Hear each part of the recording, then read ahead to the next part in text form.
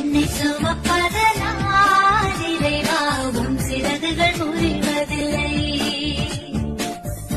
அள்ளி அணைப்பதனால் இறைவாவும் அன்பு குறைவதில்லை.